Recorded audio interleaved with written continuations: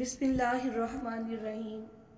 روایات کے مطابق جب آپ صلی اللہ علیہ وسلم پیدا ہوئے تو فوراً حضرت ام ایمن رضی اللہ عنہا کو اس خوشخبری کی اطلاع حضرت عبد المطلب کو دینے کے لیے بھیجا گیا۔ حضرت ام ایمن رضی اللہ عنہا حضرت عبداللہ کی کنیز تھیں۔ ان کا اصل نام برکہ تھا۔ ان کی شادی بعد ازاں آپ صلی اللہ علیہ وسلم نے اپنے غلام حضرت زید بن حارثہ رضی اللہ عنہ سے کر دی، جن سے حضرت اسامہ بن زید رضی اللہ عنہ پیدا ہوئے۔ حضرت ام ایمن رضی اللہ عنہا خوشی کے مارے دوڑتی ہوئی حضرت عبد المطلب کے پاس پہنچی اور انہیں آپ صلی اللہ علیہ وسلم کی پیدائش کی خوشخبری دی۔ حضرت عبد المطلب جو اس وقت حرم کعبہ میں موجود تھے، آپ صلی اللہ علیہ وسلم کی پیدائش کا سن کر وہ بے حد مسرور ہوئے اور حضرت ام ایمن رضی اللہ عنہا کے ساتھ فوراً گھر پہنچے۔ وہاں نے حضور صلی اللہ علیہ وسلم کے حسن و جمال کو دیکھ کر ششدرہ رہ گئے اور پھر اپنے جذبات کا اظہار چند اشعار میں بیان کیا، جن میں آپ صلی اللہ علیہ وسلم کے حسن و جمال کو غلمان کے حسن و جمال سے برتر بتایا، پھر خدا کا شکر ادا کیا کہ اس نے حضرت عبداللہ کا نعم البدل عطا فرمایا ہے۔ یاد رہے کہ آپ صلی اللہ علیہ وسلم کے والد حضرت عبداللہ، دادا حضرت عبد المطلب اور پردادا حضرت ہاشم تینوں ہی آپ صلی اللہ علیہ وسلم کی طرح نہایت خوبصورت اور مردانہ وجاہت کا پیکر تھے۔ بہقی نے مختلف حوالوں سے، جن میں حضرت عباس بن عبد المطلب رضی اللہ عنہ اور ان کے بیٹے حضرت عبداللہ بن عباس رضی اللہ عنہ بھی شامل ہیں، بیان کرتے ہیں کہ آپ صلی اللہ علیہ وسلم مختون یعنی ختنہ شدہ پیدا ہوئے تھے، جس پر حضرت عبد المطلب نے بہت مسرت امیز حیرت کا اظہار فرمایا۔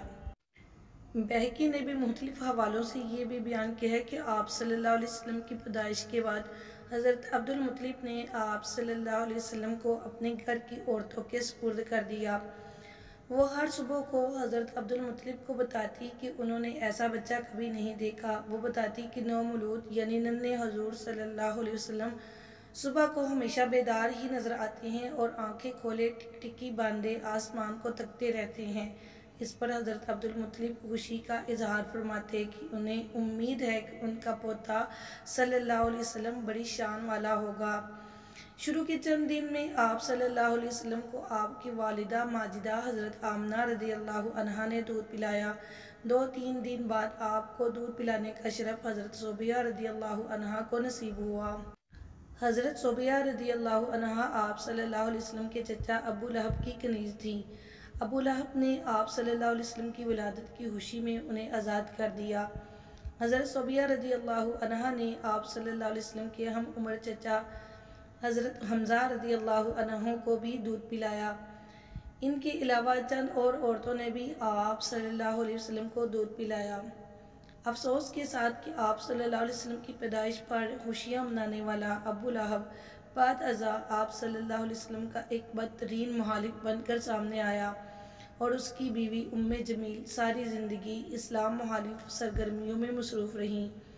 ابو لہب شروع اسلام میں آپ صلی اللہ علیہ وسلم کا شاید سب سے بڑا مخالف تھا۔ غالباً یہی وہ شخص تھا جس نے تب قریش مکہ کو گمراہ کیا اور آپ صلی اللہ علیہ وسلم کی بربادی کی بددعائیں دی۔ جب آپ صلی اللہ علیہ وسلم نے کوہ صفا پر اپنی ساری قوم کو اکٹھا کر کے توحید کی دعوت دی، اس وقت اس کی بیوی ام جمیل کی سیاہ کاریوں میں ایک یہ سیاہ عمل بھی شامل تھا کہ آپ صلی اللہ علیہ وسلم جن راستوں سے گزرنے والے ہوتے یہ ان راستوں پر کانٹے بچھا دیتی۔ ان دونوں کی مذمت میں ایک پوری سورت نازل ہوئی جس کا نام اسی بدبخت کے نام پر سورہ ابی لہب ہے۔ مزید اسلامک معلومات کے لیے میرے چینل کو سبسکرائب کیجیے۔ ویڈیو اچھی لگے تو لائک اور شیئر ضرور کیجیے۔